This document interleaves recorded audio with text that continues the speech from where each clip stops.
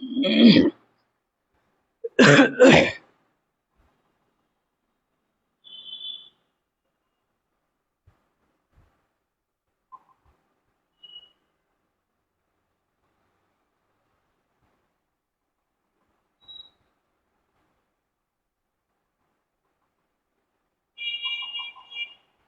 7 राजस्थान देख रहे हैं सभी दर्शकों को मेरा नमस्कार। आप सभी का हार्दिक आभार, अभिनंदन और स्वागत है हमारे कार्यक्रम खबरनामा में। दिन भर की तमाम खबरें, दिन भर की तमाम अपडेट फटाफट जुड़ते चलें और शेयर करते चलें, क्योंकि न्यूज 7 राजस्थान का जो पेज है उस पर इस समय आपको रामलीला जो है वो लाइव दिखाई जा रही है। तो खबरनामा जो है वो इस वक्त आपको मेरा जो फेसबुक पेज है उस पर देखने को मिल रहा है, और यहीं से आपको वो न्यूज 7 राजस्थान पर भी देखने को मिलेगा।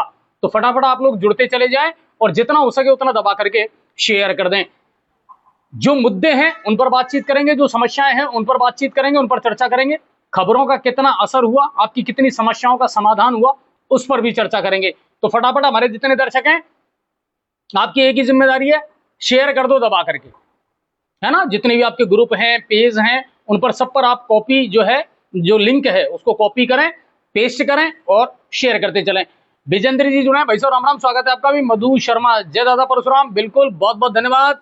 बैरूलाल गुजर जी जुड़े हैं, भाई साहब नमस्कार, राधे राधे, स्वागत है आपका भी। बिल्कुल बढ़िया हूं सर, और उम्मीद करता हूं आप भी अच्छे होंगे और खुश भी होंगे। पूरा भारत खुश है।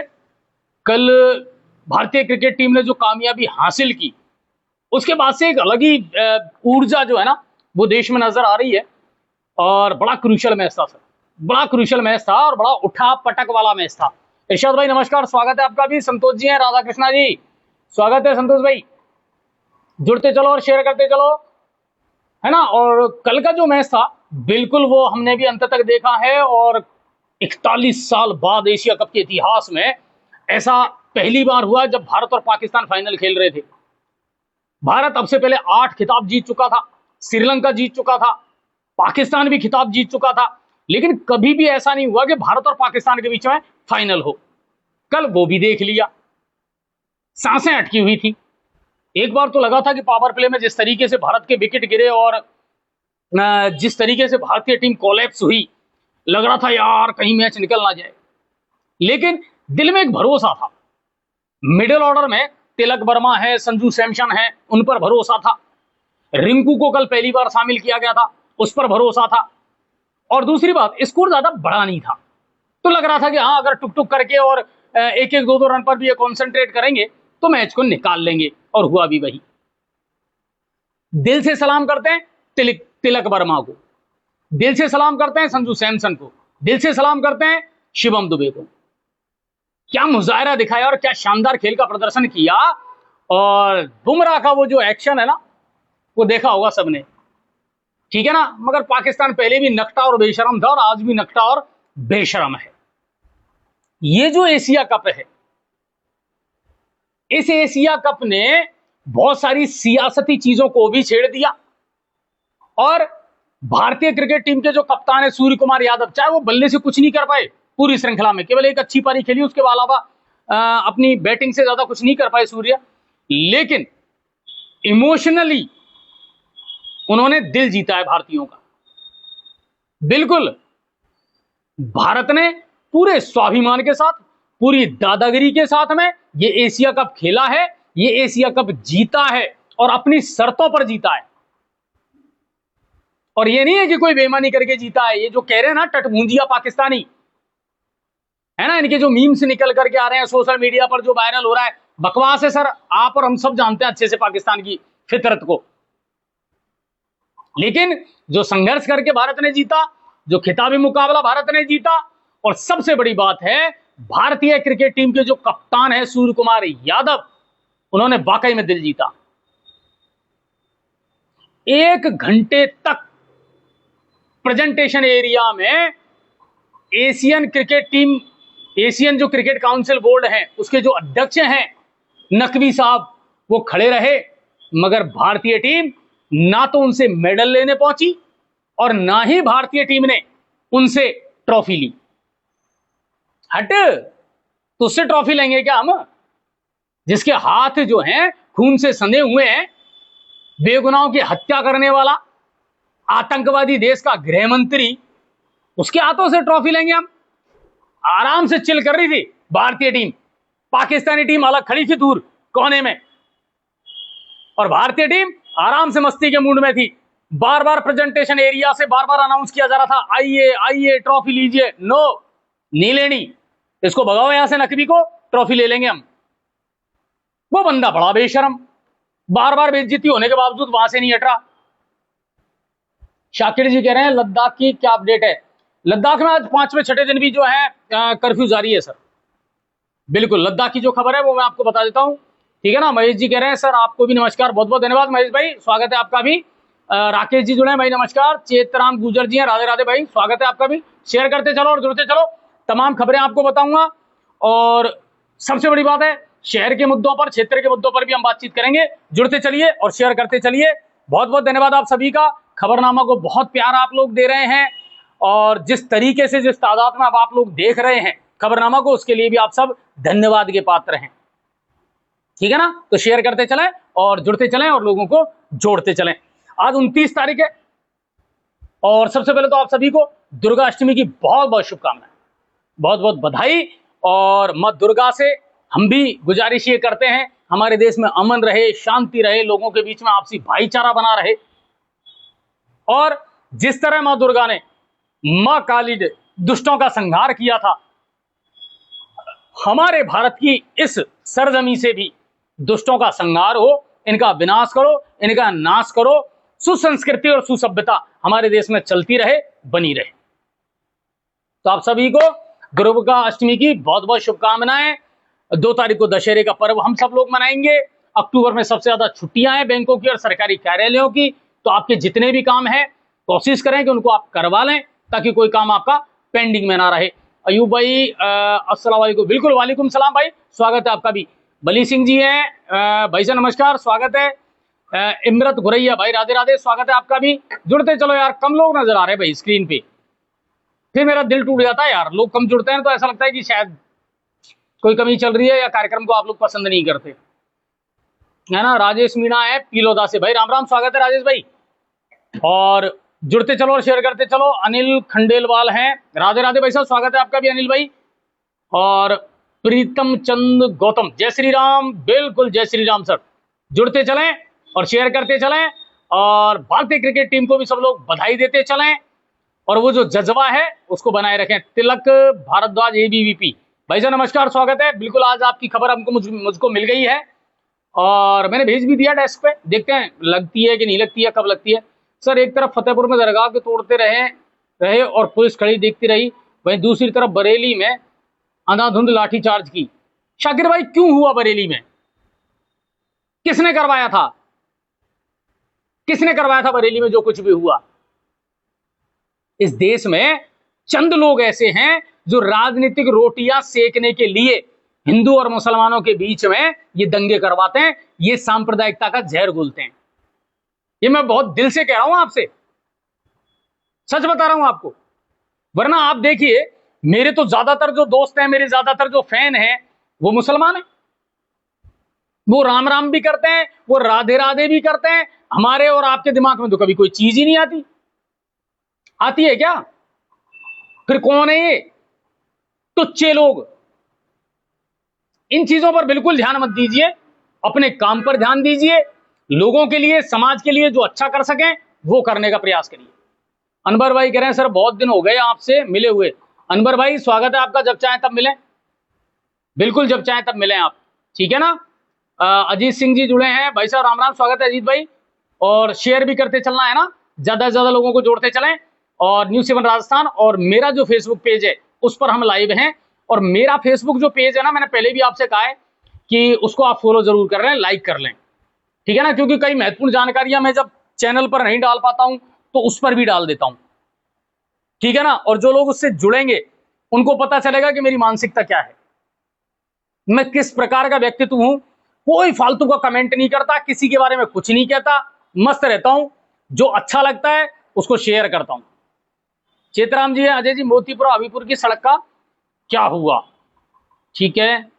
और अनवर जी कह रहे हैं अजय जी कॉलेज ग्राउंड में नहीं आ रहे क्या? भाई अब इसी समय तो ये टाइम रहता है खबरनामा का, ठीक है ना, और उसी समय वहां मैच चलते हैं, तो फिर क्या करें बताओ, वहां नहीं जाना होता।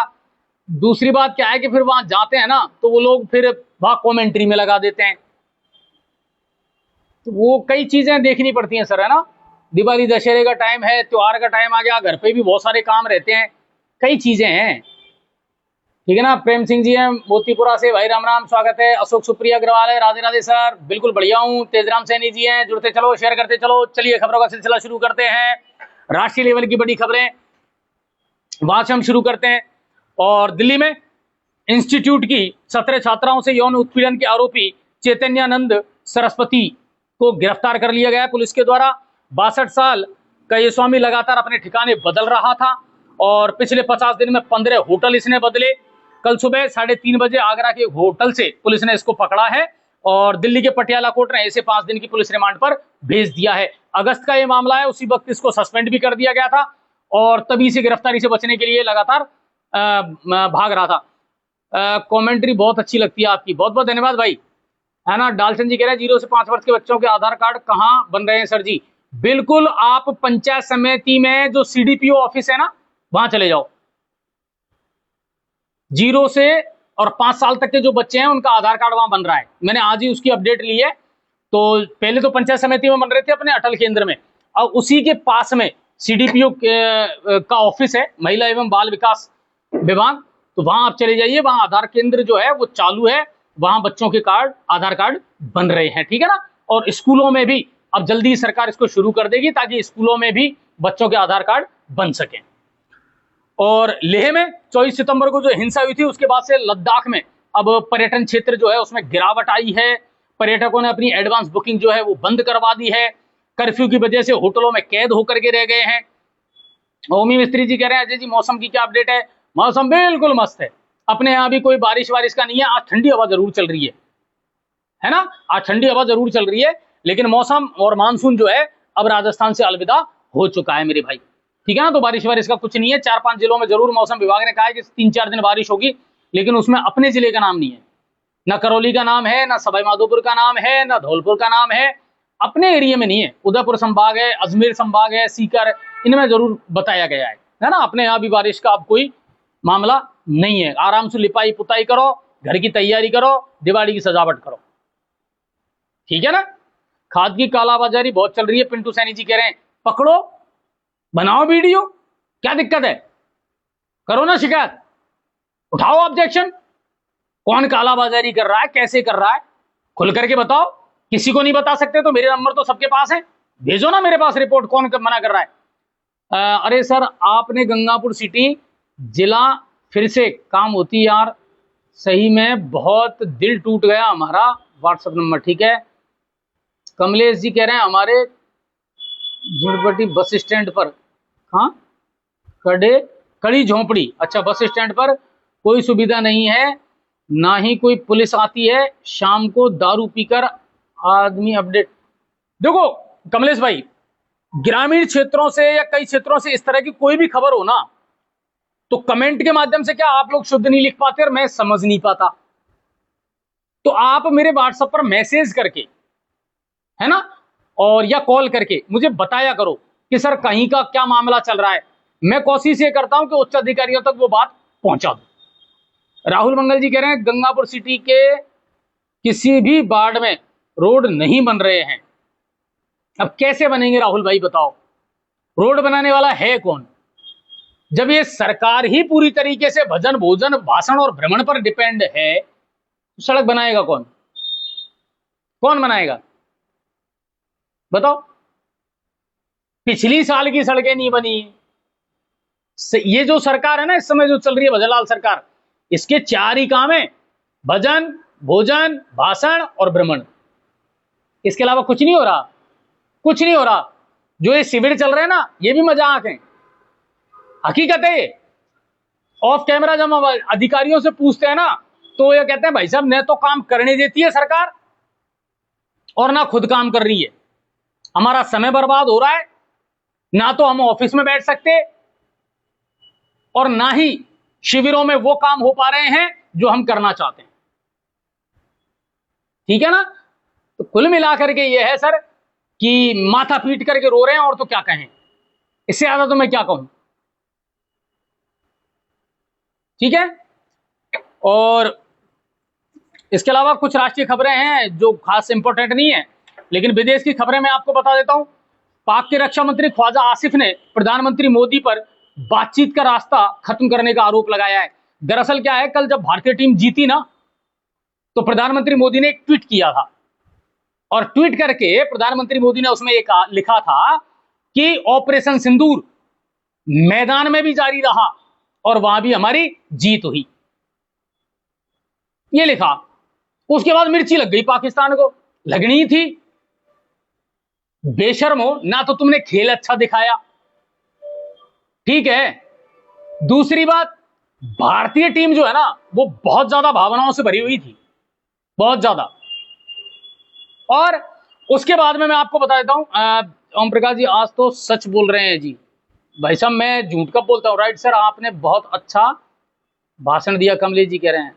नहीं नहीं नहीं, मैं ये नेताओं का काम है भाषण देने का। भजन लाल शर्मा सरकार आराम कर रही है, अनुभव नहीं है, सरकार आराम नहीं कर रही है, ये भी मैं आपको बता दूं। डेमोक्रेसी खत्म है इस सरकार में, ब्यूरोक्रेसी हावी है इस सरकार में। मुख्यमंत्री को खुद नहीं पता चल क्या रहा है, फील्ड में हो क्या रहा है। आईएएस और आरएएस अधिकारी जो बता देते हैं सरकार मान लेती है, जो आइडियाज वो दे देते हैं सरकार उसी को फॉलो कर लेती है, ये स्थिति है। हरिचरण सैनी जी कह रहे हैं आज तो मुख्यमंत्री कह रहे थे सांगानेर में जब 90% मेरे काम हो चुके हैं पूरे धरातल पर। आपका विधानसभा क्षेत्र है, आपका विधानसभा क्षेत्र है, कौन सा एहसान कर दिया आपने? एज ए विधायक अगर आपने अपने विधानसभा क्षेत्र में कुछ काम करवा दिए तो करवाओगे, और कौन करवाएगा? राजस्थान में क्या करवाया? कितनी सड़कें ठीक हुई? पानी को लेकर के क्या किया? बिजली को लेकर के कितने आत्मनिर्भर बन गए? बताओ आप। जिस डिपार्टमेंट में जाते हैं वहां एक ही जवाब मिलता है हमको, तो क्या करें भाई साहब, बजट ही नहीं है हमारे पास, तो अधिकारियों को उलझा दिया मीटिंगों में, बीसी में। जो थोड़ा बहुत काम होना था वो भी नहीं हो रहा, बिना सोचे समझे आपने शिविर लगा दिए। गांवों में पता है आपको स्थिति क्या है शिविरों की? जो मैंने अधिकारियों से फीडबैक लिया है, बोले भाई साहब दिन भर बैठ करके आ जाते हैं, लावणी का टाइम चल रहा है, पूरी जनता खेतों में पड़ी है, आदमियों से ज्यादा, लोगों से ज्यादा तो अधिकारी और कर्मचारी शिविरों में नजर आते हैं। लोग तो आते ही नहीं है क्योंकि फुर्सत ही नहीं है। दिवाली दशहरा को टाइम आ गो, तुमने कैंप लगा दिया। अधिकारी ये कह रहे थे हमको टारगेट दिए, टारगेट 100 समस्याएं तो कम से कम आपको निपटानी है। जोरी से निपटा होगा, जोरी से निपटा होगा के लोग तो आई को रही है तुम्हारा शिविरन में, ये स्थिति है। ठीक है ना? तो काम करने से ही अनुभव आएगा। बलविंदर जी कह रहे हैं काम करने से तो अनुभव आएगा सर, लेकिन टीम का अच्छा होना भी बहुत जरूरी है। बलविंदर भाई टीम का अच्छा होना बहुत जरूरी है। कैप्टन तो आपने बना दिया, मगर टीम अगर उसका सहयोग नहीं करेगी और टीम ही उसे एज ए कैप्टन अगर एक्सेप्ट नहीं कर रही है, तो मुख्यमंत्री जी क्या कर लेंगे? बताओ आप क्या कर लेंगे मुख्यमंत्री जी? उनको उनके मंत्रिमंडल की टीम, उनके जो मंत्री हैं, और आप कह रहे हो ना काम करने से अनुभव आएगा। आपने अच्छा दाव खेला था मध्य प्रदेश पर, आपने अच्छा दाव खेला था दिल्ली पर, राजस्थान में तो हर 5 साल में सरकार बदलती है। मध्य प्रदेश में डॉक्टर मोहन यादव को जमा जमाया राज्य मिला, कोई टेंशन नहीं हुई। दिल्ली में क्योंकि पूरी केंद्र सरकार वहीं पड़ी हुई है, रेखा गुप्ता को फ्रीडम दे रखा है, तो वो अपना काम कर रही है। यहां गहलोत साहब पहले ही ऐसा रायता फैला करके गए हैं कि भजन लाल जी की बस की नहीं है बाबू संभाल लें। वह रायते को सकेलवे की अनुभव भजन लाल जी में नहीं है। अब वैसे आप रोजाना मीटिंग करते रहो, क्या दिक्कत? ठीक है, और आगे चल लेते हैं। तो कुल मिलाकर के साहब पाक के रक्षा मंत्री ने बड़ा ऑब्जेक्शन किया है। आसिफ ने कहा मोदी क्रिकेट की संस्कृति और खेल भावना को नष्ट करके समाधान की संभावना को खत्म कर रहे हैं। तो आसिफ मियां, आपको वो एक्शन याद नहीं आया रऊफ का? नहीं आया क्या? तुम जैसे झूठे और मक्कार लोग जो ये कह रहे हैं हमने इतने राफेल गिरा दिए, तुम्हारी 7 पुश्तें जन्म ले लेना तो राफेल नहीं गिरा सकते तुम। ना तुमने आज तक कोई एविडेंस दिया। मैं तो वो पटेल है ना जिन्होंने यूएन में भाषण दिया था, उस महिला ने, उसी की हिम्मत की दाद देता हूं। सरेआम पाकिस्तान का नाम लेकर के धज्जियां उड़ाई है पाकिस्तान की। बेशरम देश है। ठीक है सर, अब बात कर लेते हैं बात एशिया कप की। दिल जीता, भावनाएं जीती, गर्व हुआ हमें हमारी टीम पर, और इस मैच ने बहुत सारी कहानियां इतिहास के लिए रच दी हैं, लिख दी हैं। ठीक है, शेयर कम कर रहे हो।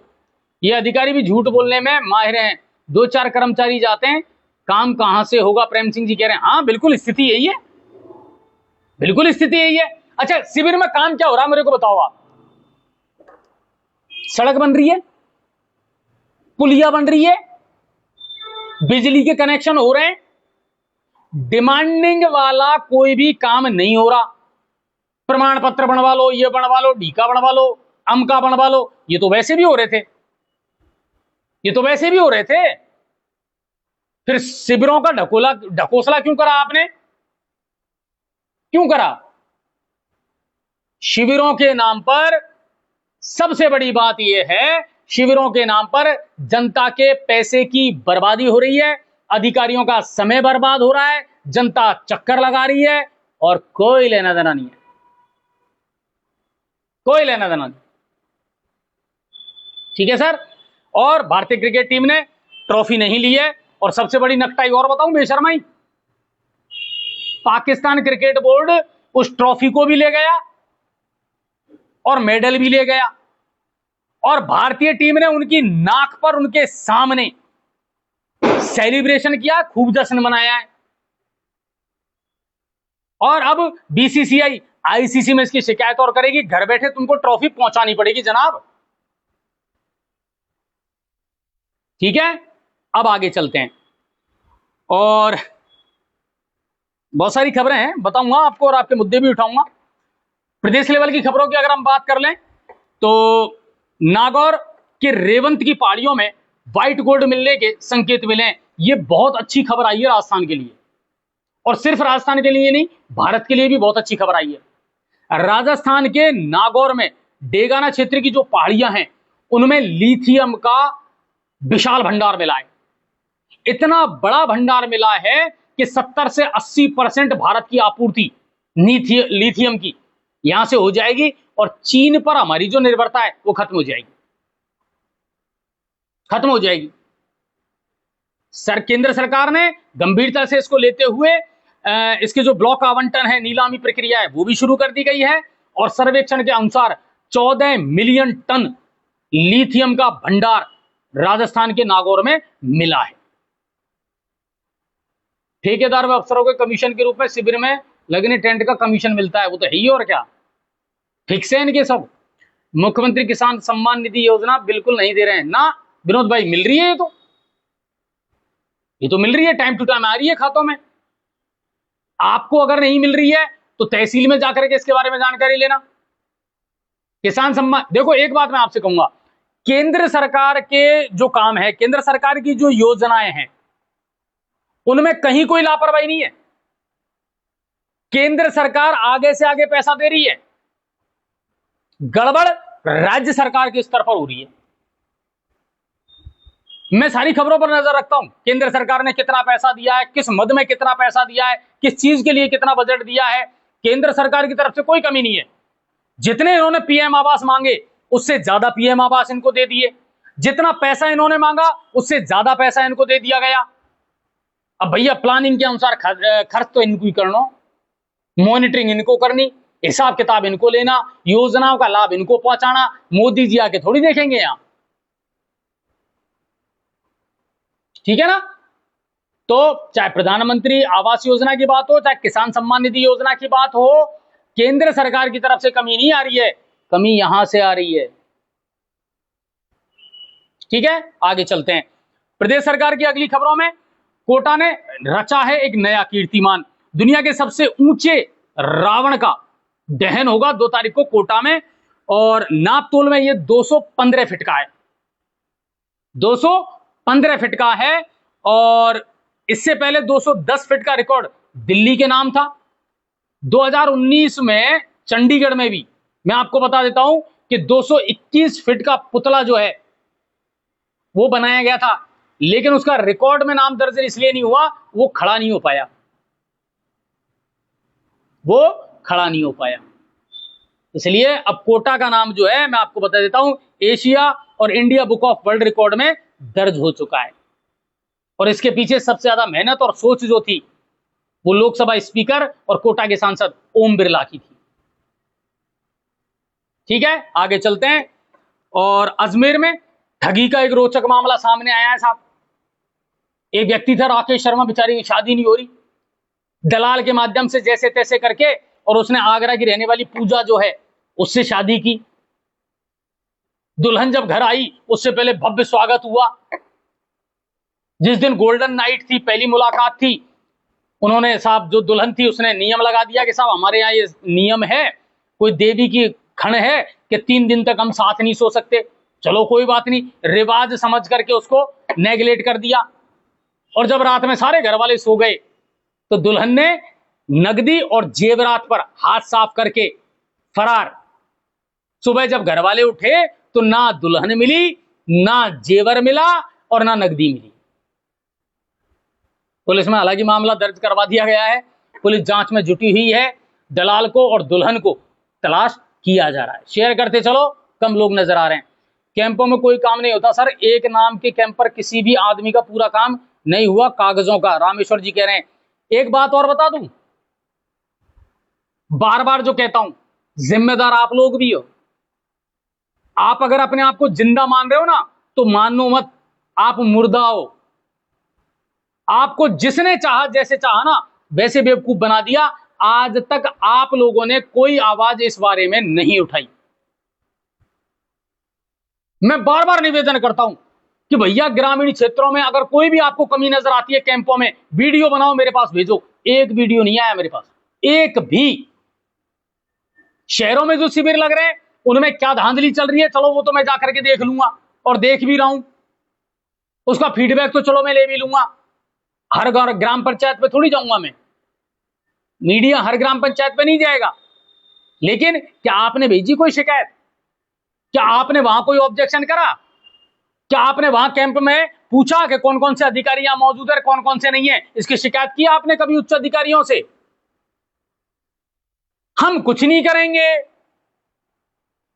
ऐसे काम नहीं चलेगा, ऐसे ही झेलना पड़ेगा और ना फिर आपको। ठीक है ना, आगे चलते हैं। और टोंक जिले में, बिल्कुल हमारा समीपवर्ती जिला है और यहां से लगातार इस तरह की खबरें आ रही हैं। टोंक जिले में पिछले कुछ दिनों से सांप्रदायिक तनाव और नाबालिग छात्राओं को छेड़छाड़ की घटनाएं सामने आई हैं। मामला तब शुरू हुआ जब कुछ युवकों ने एक स्कूली नाबालिग छात्रा को रोक करके और धर्म परिवर्तन करके निकाह करने की धमकी दी और कहा कि अगर नहीं मानी तो तेजाब डाल करके तेरा चेहरा बिगाड़ देंगे। जिस कोचिंग सेंटर में वो छात्राएं पढ़ने जाती थी, उस कोचिंग सेंटर के संचालक ने इन बच्चियों की जब मदद की, ऑब्जेक्शन उठाया, तो इन बदमाशों ने कोचिंग सेंटर पर जाकर के तोड़फोड़ की, मारपीट की। इसके विरोध में तमाम हिंदूवादी संगठन एक हो गए, भारतीय जनता पार्टी के कार्यकर्ता एक हो गए और लगातार टोंक में यह मामला अब चल रहा है। लोग गुस्से में हैं, आक्रोशित हैं। पुलिस ने भी 2 आरोपियों को इसमें गिरफ्तार किया है, ताहिर मेवाती और फाइज मियां, इन दोनों को गिरफ्तार किया है।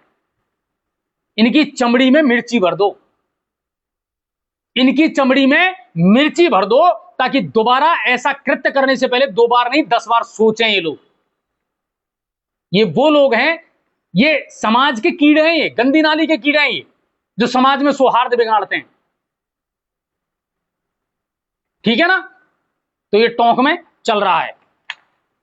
और पूर्व भारतीय क्रिकेटर यूसुफ पठान ने अजमेर में आज अपनी क्रिकेट एकेडमी का उद्घाटन किया है और कहा कि एकेडमी ऑफ पठान का उद्देश्य ग्रामीण और आर्थिक रूप से कमजोर बच्चों को खेल में आगे बढ़ाना है।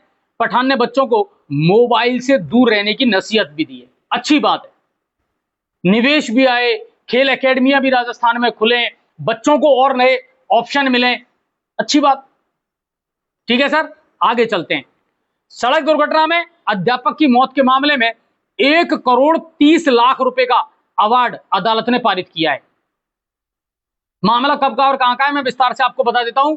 एमए सिटी कोर्ट में जज नुसरत बानो ने यह अवार्ड पारित किया है। करौली के कुड़गांव थाना क्षेत्र में 31 अगस्त 2023 को ट्रोले की टक्कर से बाइक चालक 34 वर्षीय एक शिक्षक बिमलेश मीणा की मौत हुई थी। मामला जब दायर किया गया, मामला जब चला, अदालत ने सारे मामलों की सुनवाई की, सारे पक्षों की सुनवाई की और उसके बाद में 1,34,00,000 का ये अवार्ड जो है, ये 1,30,00,000 का ये अवार्ड पारित किया है। आगे चलते हैं। कृषि मंत्री डॉक्टर किरोड़ी लाल मीणा, क्या कहना साहब इनके जलवे। और मैं तो ये कहता हूं, जिन्होंने अपना जीवन समर्पित कर दिया ना राजनीति में या जनता की सेवा में, जनता उनके हमेशा गुणगान गाएगी, चाहे वो किसी भी जाति का हो, समाज का हो, धर्म का हो, कोई फर्क नहीं पड़ता। वन मैन आर्मी मानता हूं मैं डॉक्टर किरोड़ी लाल मीणा को, वन मैन आर्मी। अंगद की तरह जहां पैर रोप दिया वहां रोप दिया, ठीक है। लगातार नकली खाद और बीज के खिलाफ कार्रवाई चल रही है। अचानक छापेमारी करते हैं। जो काम सरकारी कर्मचारियों को करना चाहिए था मोटी मोटी तनख्वाह लेकर के, वो काम एक मंत्री को करना पड़ रहा है राजस्थान में। इससे बड़ी शर्म की बात क्या होगी। बरसों से नकली खाद का, बीज का व्यापार राजस्थान में चल रहा है। तो मैं पूछना चाहता हूं और खुद डॉक्टर किरोड़ी लाल मीणा से पूछना चाहता हूं कि जो भी अधिकारी इसमें इन्वॉल्व हैं, क्या उनके खिलाफ कार्रवाई नहीं होनी चाहिए? नहीं होनी चाहिए? सख्त कार्रवाई करो। क्यों कि बिना अधिकारियों की मिली भगत के ये गड़बड़ झाला, ये भ्रष्टाचार नहीं हो सकता, नहीं हो सकता। और डॉक्टर किरोड़ी लाल मीणा ने कल देर रात बीकानेर के कोलायत में जाकर के नकली खाद बनाने वाली फैक्ट्री पर छापा मारा है एक मंत्री ने, ठीक है। और कितने 64,000 नकली खाद के कट्टे पकड़े। और मंत्री ने कहा यह खाद नेपाल तक सप्लाई हो रहा था। इसके अलावा डॉक्टर किरोड़ी लाल मीणा ने कहा मैं मुख्यमंत्री से मिलकर के एसओजी और एसआईटी से इसकी जांच करवाने की मांग करूंगा, इसमें बहुत ज्यादा बागड़ बिल्ले शामिल हैं, करो। जब उनसे पूछा कि साहब ये अभियान कब तक चलेगा, उन्होंने कहा कि जब तक मेरे राज्य का किसान खुशहाल नहीं हो जाता और इस भ्रष्टाचार से मुक्त नहीं हो जाता, तब तक ये अभियान चलेगा। ठीक है सर, आगे चलते चलो और शेयर करते चलो जितने भी दर्शक हैं, ठीक है सर। सुरेश सिंह जी कह रहे हैं हमारे विधायक जी का भी कभी इंटरव्यू हो जाए। कौन से विधायक की बात कर रहे हो सुरेश भाई, वो बताइए। रामकेश जी की अगर आप बात कर रहे हैं तो वो तो गंगापुर में आजकल बहुत कम नजर आते हैं टीवी में एड की तरह। हंसराज जी हैं, कभी कभी फोन उठाते हैं, ठीक है ना। आगे चलते हैं और अब बात कर लेते हैं थोड़ी सी करौली की। टोडा भीम में युवाओं ने पूर्व मंत्री गोलमा देवी पर सोशल मीडिया पर की गई अभद्र टिप्पणी को लेकर के डीएसपी मुरारीलाल को ज्ञापन सौंपा है। युवाओं ने बताया कि पिछले एक सप्ताह से कमल गुजर नामक व्यक्ति अनैतिक टिप्पणी कर रहा है समाज के खिलाफ। शुरुआत किसने की, मैं पूछना चाहता हूं, शुरुआत किसने की? मीणा समाज के, बहुत खुल करके कह रहा हूं और सच्चाई के साथ कह रहा हूं, कड़वा सच है, स्वीकार करो या ना करो। मीणा समाज सबसे ज्यादा सोशल मीडिया का दुरुपयोग कर रहा है, चाहे वो युवा हो, महिला हो, बच्चे हो। आप क्यों किसी के बारे में टिप्पणी करते हो? क्या लेना देना है? युवाओं को जागरूक करो, अपने समाज को जागरूक करो, अपने समाज को नई दिशा दो। कितने कितने ऐसे लोग हैं मीणा समाज के जिन्होंने अपने अपने सोशल मीडिया अकाउंट बना रखे हैं। आपने पंचायत जुड़ाई, बहुत कुछ हुआ, नियम कायदे बनाए, साहब ये नहीं होगा, वो नहीं होगा, रील नहीं बनाओगे, ये नहीं बनाओगे। आप मुझे ईमानदारी से बताना, उसके बाद तो उल्टी ज्यादा बनी है रीलें, बनी है कि नहीं बनी? अपने समाज का को मजाक का पात्र आपने खुद ने बनाया। कोई भी एरा गैरा नत्थू खेरा आकर के सोशल मीडिया पर कुछ भी बकवास कर देता है, फिर आपस में टीका टिप्पणी होती है, फिर वहीं आपस में कमेंट होते हैं, वहीं आपस में आरोप और प्रत्यारोप लगते हैं, वहीं अंट गाली गलौच होती है। सभ्य परिवारों से आते हैं, पढ़े लिखे लोग हैं, समाज की मुख्य धारा से हम लोग जुड़े हुए हैं। क्या ये चीजें शोभा देती हैं? बताइए आप मुझे। पहले धर्म के नाम पर देश के टुकड़े हो गए, अब जातियों के नाम पर आपने सब कुछ टुकड़ा कर दिया, सब कुछ तोड़ दिया। किसी को भी खुदा बना देते हो और किसी को भी जमीन पे ला करके पटक देते हो। ये तो गलत बात है सर। सोचना सभी समाजों को पड़ेगा, सोचना सभी जातियों को पड़ेगा। आप क्यों किसी जाति के बारे में टिप्पणी करते हो?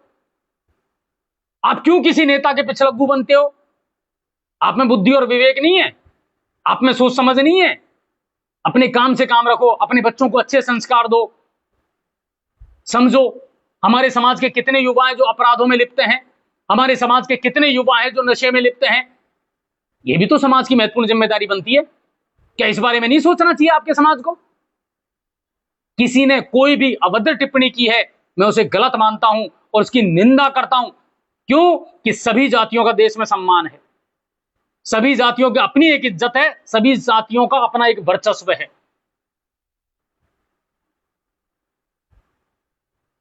क्या बिगाड़ा गोलमा देवी जी ने भैया आपका, जो बकवास कर रहे हो आप गोलमा जी के बारे में? कितनी जेन्युइन महिला है आप, सीधा बोलती है, साफ कोई के साथ में बोलती है, कोई स्वार्थ नहीं। उनके बारे में भी लिख दिया, किरोड़ी लाल जी को भी नहीं छोड़ा, नरेश मीणा को नहीं छोड़ा।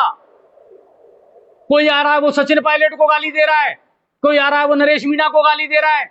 आपस में ऐसे ही लड़ते रहो। क्या यार, पर क्या करें, किसको समझाएं? ठीक है, आगे चलते हैं।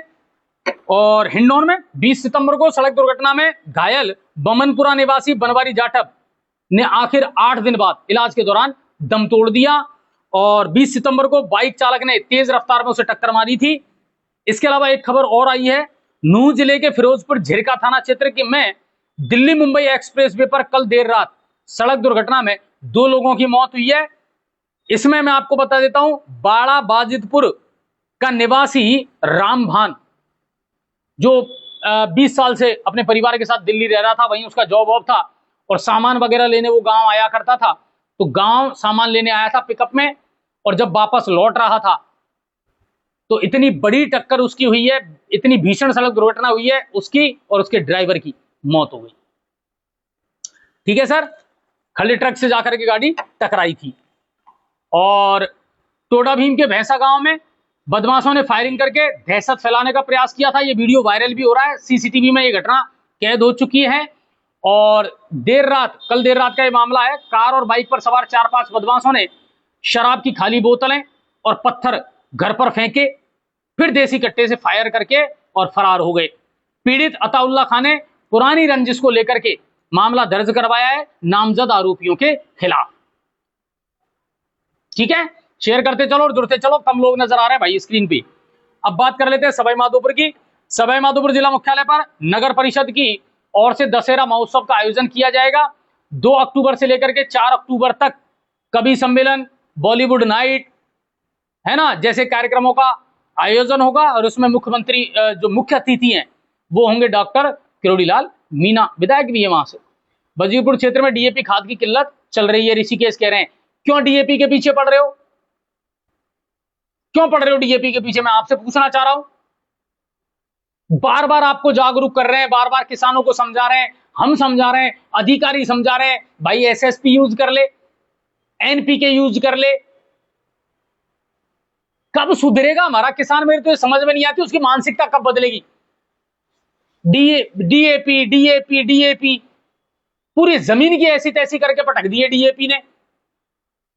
ले लो ना एनपीके, लो ना एसएसपी।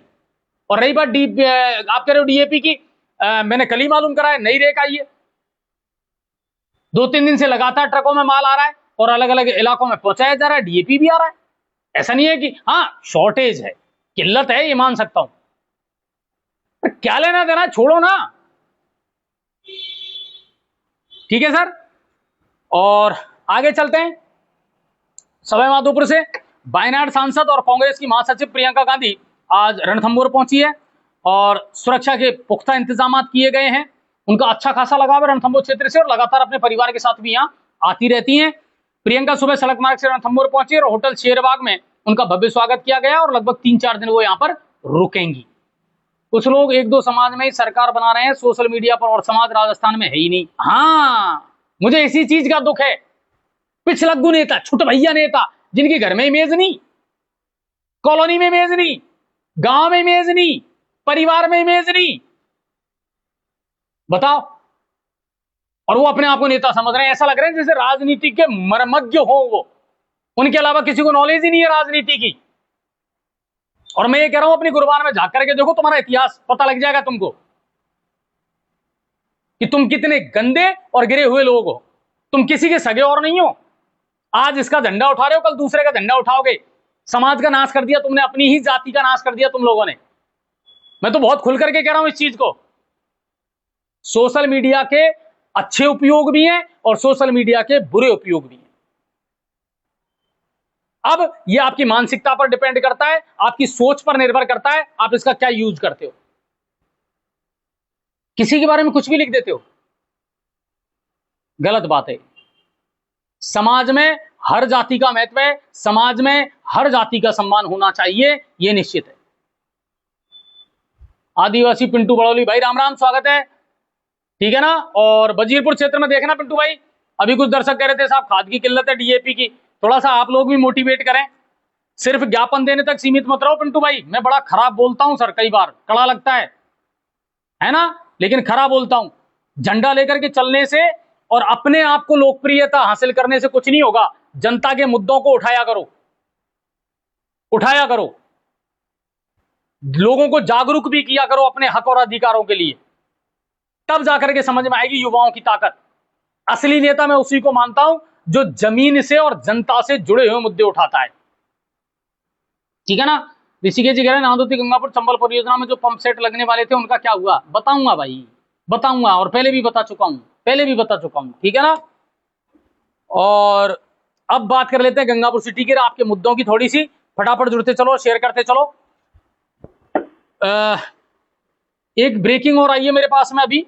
करौली जिला कलेक्टर नीलाभ सक्सेना ने 2 पटवारियों के खिलाफ अनुशासनात्मक कार्रवाई करते हुए उनको निलंबित किया है। जहांगीरपुर के पटवारी उमराव सिंह और गुनेसरा का पटवारी संजय शर्मा, इनके विरुद्ध जो है वो कार्रवाई की गई है, ठीक है ना। गंगापुर सिटी की खबरों में और गंगापुर के मुद्दों पर अब मैं बात कर लेता हूं आपसे। अब मैं आपको बताता हूं, 2-3 दिन पहले मैंने एक खबर चलाई थी, शायद परसों की बात है, कि साहब 12 से 1 बजे के बीच में आदर्श नगर पर जाम लगता है, स्टूडेंटों का जमावड़ा होता है, बड़े बड़े शॉपिंग मॉल वहां पर हैं, बैंक वहां पर है, ठीक है, और बड़े बड़े एजुकेशन इंस्टीट्यूट भी वहां पर है, ठीक है। क्या पुलिस ने कोई कार्रवाई की? क्या संस्थानों ने कोई कार्रवाई की? मोटी फीस लेकर के बच्चों को पढ़ाना ही जानते हो क्या? और कार्रवाई कौन करेगा? सुरक्षित ये घर पहुंचे, इनको संस्कार मिले, ये कार्रवाई कौन करेगा? स्टूडेंटों को पढ़ा रहे हो कि बदमाशों को, टिप्परों को पढ़ा रहे हो? ये सवाल तो है मेरा स्कूल संचालकों से। दूसरा सवाल मेरा पुलिस प्रशासन से। 112 नंबर की गाड़ियां आपको क्यों दी गश्त करने के लिए? 112 नंबर की गाड़ियां आपको क्यों दी? लगातार नफरी करने के लिए। आज मुझे कोई बता रहा था, मैं वहीं था दिन में, जब मैं खाना खाने घर गया था तो एक दुकान पर मैं रुका था एसबीआई बैंक के बगल में, तो एक व्यक्ति मुझसे कह रहा था भाई साहब बहुत परेशान है हम तो। मैंने कहा बताओ भैया क्यों, क्या हो गया? बोले भाई साहब 12 बजे छुट्टी होते ही गलियों में बच्चों का जमावड़ा हो जाता है, स्टूडेंटों का जमावड़ा होता है, मारपीट होती है, लड़कियों का निकलना मुश्किल हो रहा है। मैंने कहा ठीक है। मैंने फिर पूछा भाई आपने क्या किया? कभी एएसपी साहब को या थाना अधिकारी को आपने कोई ज्ञापन दिया कि साहब 12 से 1 बजे तक जब छुट्टी होती है तो यहां थोड़ी सी नफरी बढ़ाई जाए, गश्त बढ़ाई जाए? बोले साहब कोई तैयारी नहीं होता। तो फिर मरो और झेलो। जिसको दर्द हो रहा है, जिसको तकलीफ हो रही है, अगर वही ऑब्जेक्शन नहीं कर रहा तो मीडिया क्या कर लेगा? हमारे पास अधिकार है क्या? क्या कर लेंगे हम? ठीक है। दूसरी बात कि ये सबकी सामूहिक जिम्मेदारी बनती है।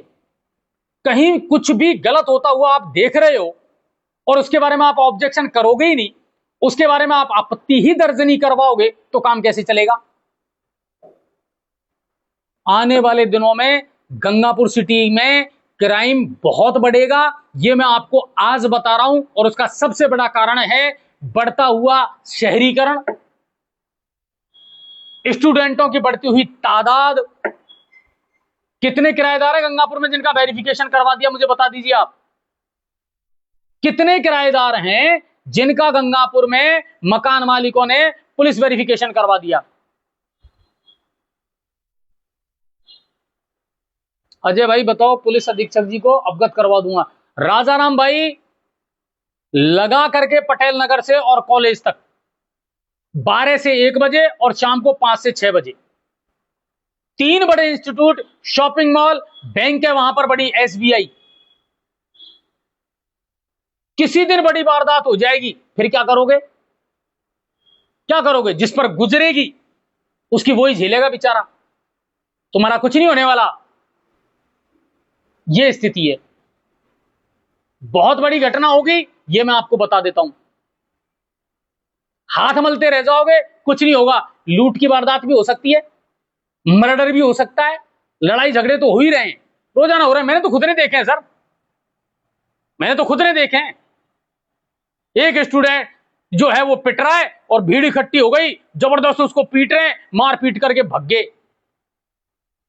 अब स्कूलों के नाम भी बताऊंगा, मैं बताऊंगा, या तो सुधर जाओ।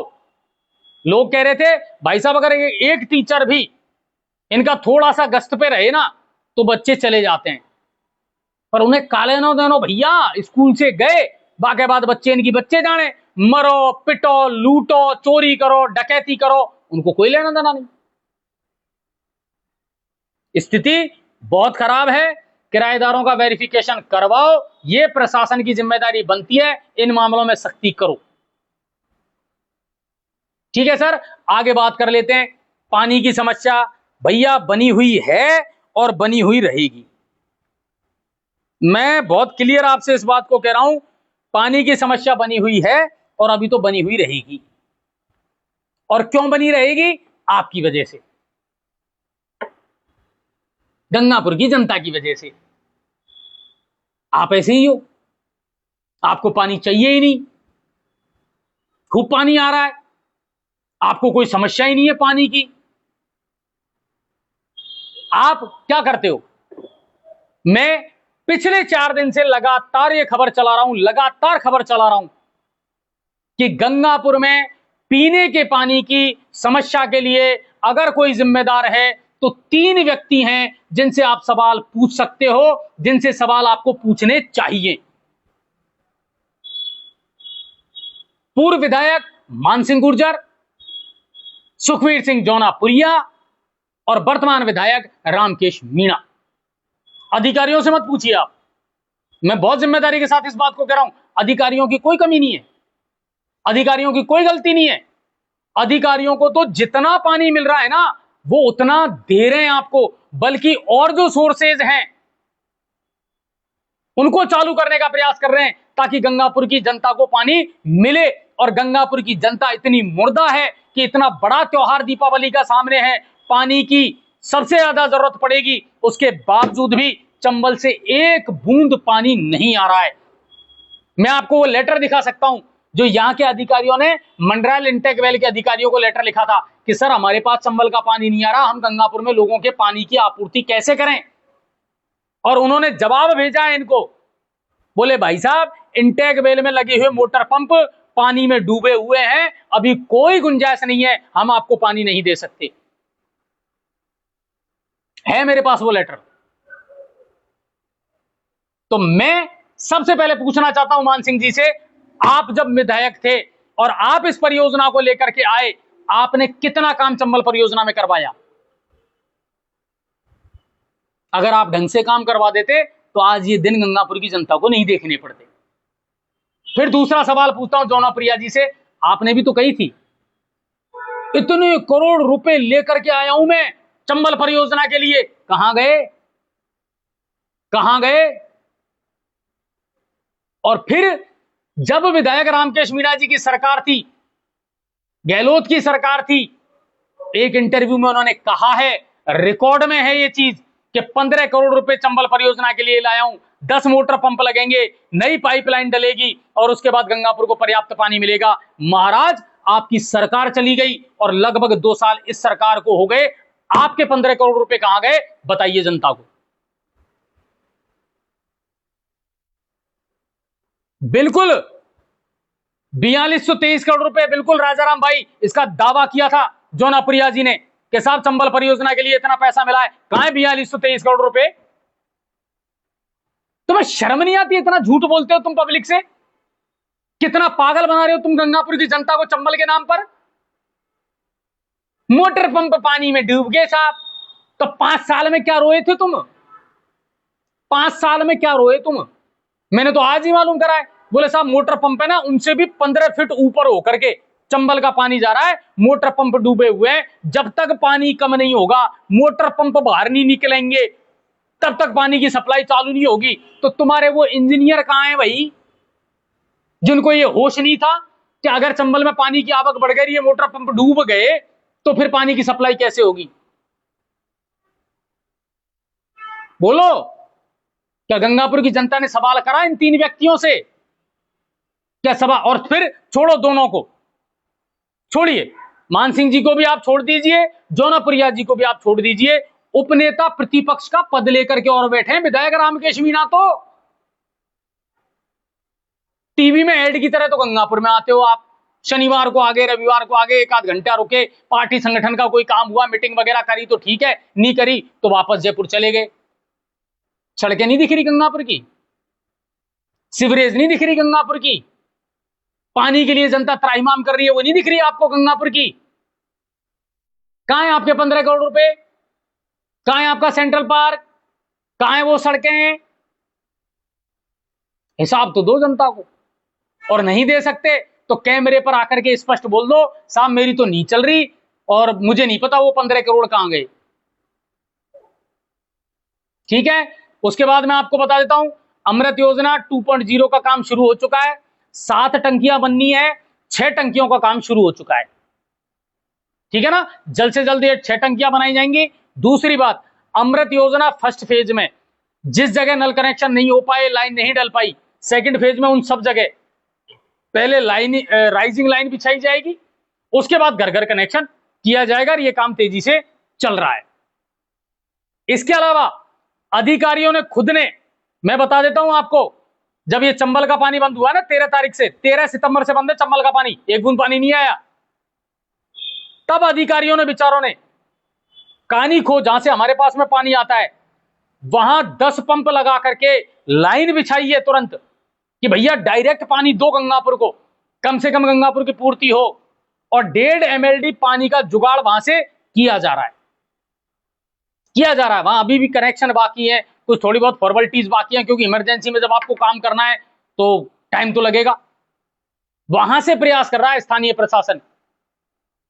PHD जो जलदाय विभाग है, आपको पता है शहरी क्षेत्र में जलदाय विभाग में जयन की 3 पोस्ट हैं और एक ही जयन लगा हुआ है, 2 पोस्ट तो खाली है।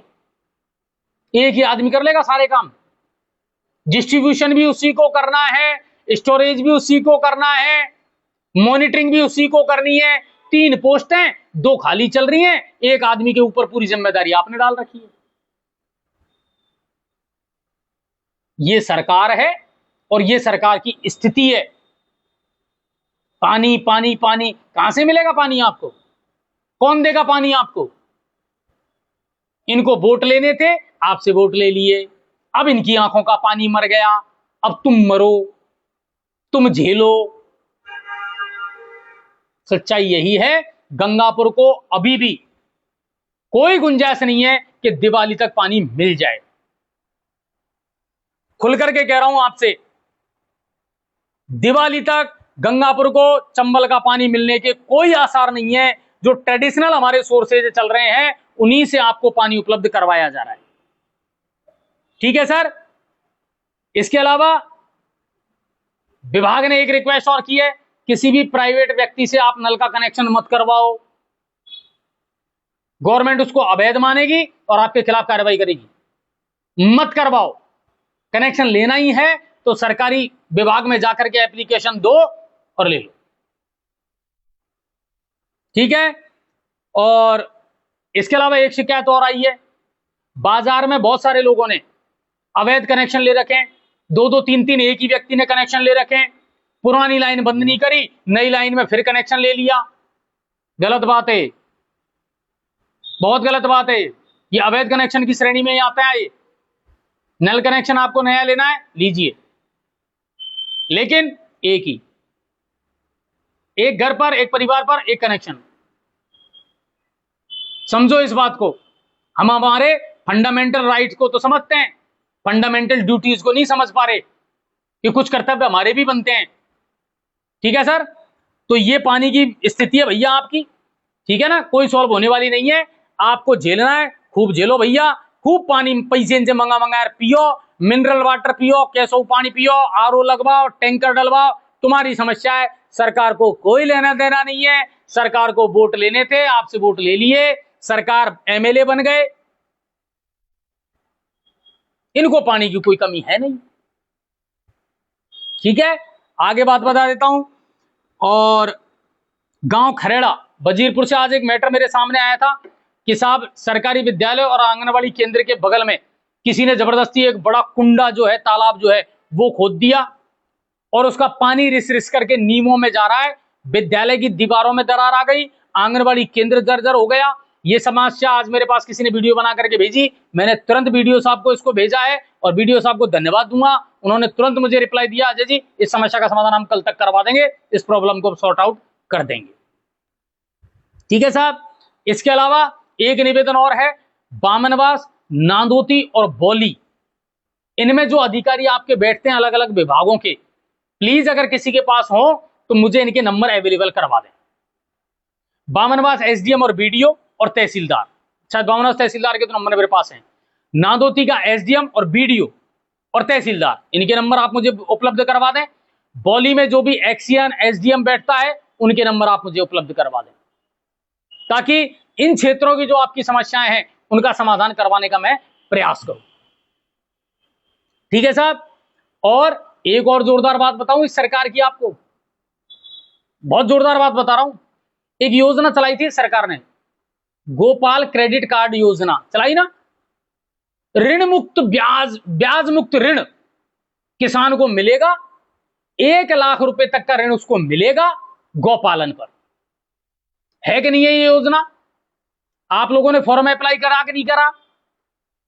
पहली बात तो उस फॉर्म को अप्लाई करना बड़ा टेढ़ा काम है, आप भरो, फिर सोसाइटी सेक्रेटरी उसको वेरीफाई करेगा, फिर इसमें 2 गवाह आपके चाहिए, चलो ठीक है साहब, उसके बाद भी शेयर करना दबा करके 1 लाख रुपए नहीं मिल रहे हैं किसी भी किसान को, किसी भी गौपालक को, सिर्फ 60,000 रुपए की राशि दी जा रही है। क्यों? क्यों? सरकार तो बड़े बड़े पोस्टर लगा रही है, होर्डिंग लगा रही है, 1 लाख रुपए दे रहे हैं, 1 लाख रुपए दे रहे हैं, 1 लाख रुपए, तो आपकी सोसाइटी 60,000 क्यों दे रही है? क्यों दे रही है? ये 40,000 कहां जा रहे हैं? एक बात, और अगर 60 ही देने तो बड़े बड़े होर्डिंग्स पर 1 लाख क्यों लिख रहे हो? 60,000 लिख दो, हमें तो कोई आपत्ति ना है। झूठ मत बोलो, जनता को बेवकूफ मत बनाओ, भ्रष्टाचार का नंगा नाच मत करो। सोसाइटी में गोपाल क्रेडिट कार्ड योजना के तहत किसानों को सिर्फ 60,000 रुपए दिए जा रहे हैं, एक बात। दूसरी बात, इसकी प्रक्रिया बड़ी कठिन है, हर कोई को ना मिल रहे। और पशु का बीमा करवाओ, बीमा वाली साइट तो बंद है, मैंने तो आज ही मालूम करा। वेरीफाई भी हो गया, सब काम हो गया, अब तो खाते में पैसे आने, लेकिन उससे पहले आपको बीमा करवाना पड़ेगा पशु का। मैंने मालूम करा, पता लगा कि साहब वो तो बीमा वाली तो साइड ही बंद है, न तो पशु को बीमा होना, न तेरा कागज पूरा होना, न तो को पैसा मिलना।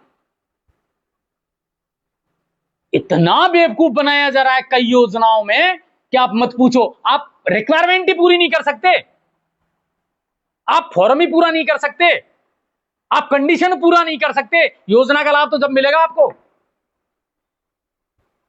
और भजन लाल जी ने कई प्रोग्रामों में, कई आयोजनों में इस योजना के तहत बोले साहब किसानों को 1-1 लाख के चेक दिए। वो कोई विशेष किसान थे क्या? स्पेशल किसान थे वो, जिनको आपने गोपाल क्रेडिट कार्ड योजना में 1-1 लाख दिए? और वो किसान कौन से हैं जिनको आप 60,000 रुपए दे रहे हो? पीएम आवास योजना 2.0 में आपने पहली किस्त का जो है पैसा बहुत सारे लोगों को, लाभार्थियों को दे दिया, तो फिर औरों को क्यों नहीं मिल रहा? हम तो नगर परिषद में जाते हैं तो अभी तो कछु ही नहीं है। अभी तो पीएम आवास की पहली किस्तें अटक रही हैं और आपने लोकप्रियता हासिल करने के लिए दूसरी जो चरण है उसकी किस्त जारी कर दी, पहली की मिली ही नहीं। स्थिति बद से बदतर है। मैं आपको इतना जरूर कह सकता हूं सर, अच्छा करेगी सरकार, तारीफ करेंगे, और अगर यह सरकार जनता को बेवकूफ बनाएगी, योजनाएं धरातल पर उतर करके नहीं आएंगी, तो उसका भी हम खुल करके कहेंगे। कितनी सड़कें बनवा दी आपने, कितनी सड़कों का काम चालू हो गया, कितनी सड़कों पर नई रोडवेज चालू करवा दी आपने, कितने हॉस्पिटल, कितनी सरकारी इमारतें, कितने स्कूल जो जर्जर अवस्था में थे उनका काम शुरू करवा दिया आपने, बता दीजिए। 6 महीने पहले जो बजट घोषणाएं की थी ना जनाब, उनकी वित्तीय स्वीकृतियां तो अब मिल रही हैं। 6 महीने तो वित्तीय स्वीकृतियां जारी करने में लगा दिया आपने, क्या योजनाओं को धरातल पर उतारोगे आप? लेकिन वो जो मैंने कही ना, वही बात है, भजन, भोजन, भाषण और भ्रमण, सिर्फ ये चल रहा है, इसके अलावा कुछ नहीं चल रहा। आज मुख्यमंत्री जी फलाने मंदिर में गए, आज डिप्टी सीएम जी वहां गई फलाने मंदिर में, आज फलाने डिप्टी सीएम वहां गए, इसके अलावा कुछ नहीं चल रहा। कुछ मंत्री जो काम करना चाहते हैं, जिनमें इच्छा शक्ति है, उनके अधिकारी काम नहीं कर रहे, क्योंकि बिना सोचे समझे आपने योजनाएं बनाई, बिना किसी प्री प्लानिंग के आपने योजनाएं बनाई। इन योजनाओं का कोई लाभ जनता को नहीं मिल पा रहा है। ग्रामीण क्षेत्रों में जब जनता पूरी खेतन में पड़ी हुई है, तो तुम कहीं सोच रहा हो? कैंपन में कौन जाएगा? अधिकारियों से जाकर के पूछो। आज मैं 2.5 घंटे बैठा रहा हूं एसडीएम साहब से मिलने के लिए और तहसीलदार साहब से। पता लगा कहां है, बोले साहब बीसी चल रही है। 2.5 घंटे बीसी चली, 2.5 घंटे, 12:30 बजे निकल करके वहां से आगे, बोले साहब कुछ नहीं, ऊपर से टारगेट दे देते हैं, हमारे ऊपर डंडा चल रहा है, ये करो वो करो, ये करो वो करो। ना इंफ्रास्ट्रक्चर है, ना रिसोर्सेज हैं, अधिकारी ऑफिसों में बैठ नहीं रहे, काम कैसे होगा? ये स्थिति है। ठीक है सर, उम्मीद करता हूं जनता जागरूक हो जाए, जनता ऑब्जेक्शन करे, जनता अपनी आवाज उठाए, और जनता से बड़ी कोई ताकत नहीं है। सरकार बनाने की ताकत हम रखते हैं ना, तो सरकारों को गिराने की ताकत भी हम रखते हैं। अपने हक की लड़ाई तो लड़ो यार। बिजली, पानी, सड़क, शिक्षा, स्वास्थ्य और सुरक्षा, ये तो हमारी मूलभूत आवश्यकताएं हैं। कोई ध्यान नहीं दे रहा, क्योंकि जनता भी मुर्दा बनी हुई है। ठीक है सर, और बहुत सारे मुद्दों को लेकर के कल आपसे चर्चा करेंगे, बातचीत करेंगे। बहुत सारे मुद्दों को लेकर के, खबरों को लेकर के बातचीत करेंगे। हमसे जितना हो सकता है एज ए मीडिया पर्सन आपकी बातों को अधिकारियों तक पहुंचाते हैं, आपकी समस्याओं का समाधान करवाने का हम प्रयास जरूर करते हैं। हमारे पास पावर नहीं है कि हम आपकी समस्याओं का समाधान कर दें। ठीक है सर, अधिकार तो इन्हीं के पास है, काम तो इन्हीं को करना है। अब ये करते हैं नहीं करते, ये इनकी मर्जी है सर, क्या कह सकता हूं मैं तो। ठीक है सर, बहुत बहुत धन्यवाद आप सभी का, बहुत बहुत शुक्रिया। कल फिर आपसे मुलाकात करते हैं, कल फिर आपसे बातचीत करते हैं, कल आपकी समस्याओं और मुद्दों को उठाने का प्रयास करते हैं। बाकी फिर कहूंगा, जनता को जागरूक होना पड़ेगा, जनता को अपनी आवाज बुलंद करनी पड़ेगी, जनता को भ्रष्टाचार की पोल खोलनी पड़ेगी, जनता को अधिकारियों की, सरकारों की लापरवाही उजागर करनी पड़ेगी। मीडिया आपके साथ। ठीक है सर, बहुत बहुत धन्यवाद, बहुत बहुत शुक्रिया। जय हिंद और जय भारत। अपना ख्याल रखें और याद रखें, जो जितना व्यस्त है ना, वो उतना ही मस्त है। सोशल मीडिया का दुरुपयोग मत करो। धन्यवाद और जय हिंद और राम राम साहब।